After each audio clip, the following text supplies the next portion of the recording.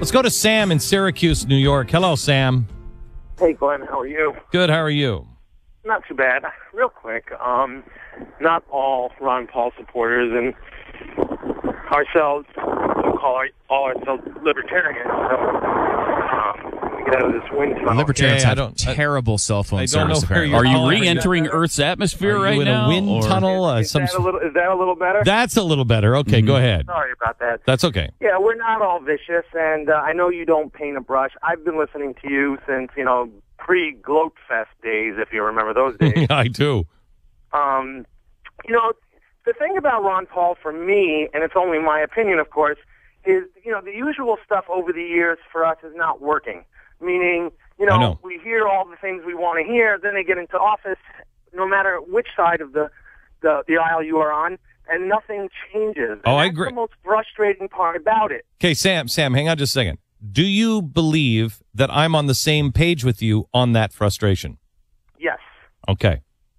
So what is your solution, Sam, this year? What's your solution? I mean, Ron Paul didn't win the nomination. The only thing he can do is help Barack Obama become elected. So what is it you suggest Rand Paul do, for instance? Well, no, let's who are you voting for? That's still, for me, a little bit up in the air. But my feeling is what Rand Paul did epitomizes what frustrates me personally, and that is, if you're an independent, or if you remember Giuliani, when he was running, and then all of a sudden he didn't win the nomination, and he went and then endorsed another candidate. Isn't that a fraudulent way, a phony way to live? No, I don't. Sam, may I answer and then have you respond, because I'd love to hear your opinion of this theory. Here's what I am for something, and I am also against something. I prefer to spend my whole life for something. You don't usually win when you're just against it. What I'm for is the Constitution, and a candidate that abides by the Constitution and has my values. I prefer somebody that is really small, limited government, is against the Fed, understands the global situation, understands business. However, I didn't see that. I didn't see that in Ron Paul. I didn't see that in any of them. Then I had to look at the candidates that I did have to choose from and say, which do I want? For instance, let me make this instead of politics, let me make this real life. You want to get married. When you're a kid, you say, you know what I want? I want a hot model. Then you turn 25 and you're like, I want a hot model. Then you turn 35 and you think, I want a hot model. Then you turn 50 and you're like, I want a hot model. Here's the deal. You ain't ever going to get married. You're never going to get married. Okay? Unless you are independently wealthy, then the hot models seem to be attracted to you. Other than that, you're going to be alone most of your life, if not all of your life. So we couldn't find the hot model. Now, how about we take somebody who's fairly attractive, but also has some other things going for him? I know, but maybe she'll divorce you, and the hot model will show up later. Do you want to be single your whole life and living with a Marxist? Or would you rather have somebody that you pretty much agree with who's also fairly attractive? Which are you? The hot model person living alone with your cats? And it's a great question, and my thoughts, two things just came to mind. One is a reaction to a comment you made earlier regarding libertarians not winning elections because of the way they proceed. I think libertarians do not win elections because they're not part of one of the two mafia machines. I agree with you that there's two aspects to it, and when I said that, I did think of the mafia two-party system. You're exactly right. That does play a big role. And secondly, you're reminding me of the times when, and I don't like when people say this, I'm voting for the lesser of two evils. I can't stand that comment or that philosophy, because my point is there has to be someone out there that, like you say, you keep looking for the hot model. In agreement, right? Plus, I don't think he's not an evil. I mean, no. Mitt Romney has some he has some downside to him, but he's not an evil. He's not. No, he doesn't. So, he's not a Marxist. No. He's not a guy who's a card-carrying Marxist like Barack Obama is. We found out last week. He actually is a card-carrying socialist. Yeah. He's a member of the New Party. At least was in the 90s. Can I ask a question? Yeah.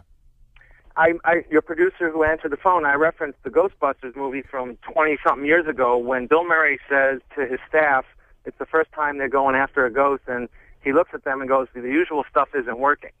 And that is the way I feel about our political system today. Sam, it's just not working. I agree with you. Sam, I completely agree with you. Now, here's the question. We've made significant progress. The way the libertarians should be fighting right now, I think, is going after the House and the Senate. You didn't get the White House. Great. Didn't get the White House. Would I have liked a different candidate? Yeah. Did I get a different candidate? No. Am I against him because he doesn't believe in everything? Nope. Because you know who believes something that is even much, much bigger in government, much, much worse in government? Barack Obama. Now, there still is a fight for the House and the Senate. It took 100 years to get here. Wouldn't you rather make some progress knowing that the game has changed?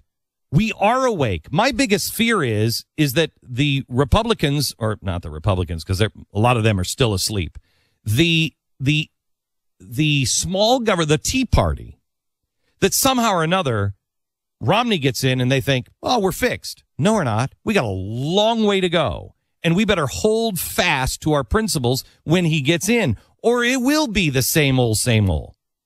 But I would much rather get into a boat that is at least going in the same direction, generally speaking, towards shore than out into the middle of the ocean. Yeah. Wouldn't you? Yes, and the question I wanted to ask was, what is the solution to cleanse this system of the fraud, the waste, the corruption? What is the way to cleanse it and to say enough is enough? Okay. And real quick example I'll give you is when an asphalt contractor gets a request for a proposal on a stretch of highway, and the stretch he proposes a $5 million bid, and the person in charge of collecting that bid says, well, it's budgeted for $8 million, so resubmit your bid for $7.5 million, kick me $500, and we'll all be happy you'll get the bid.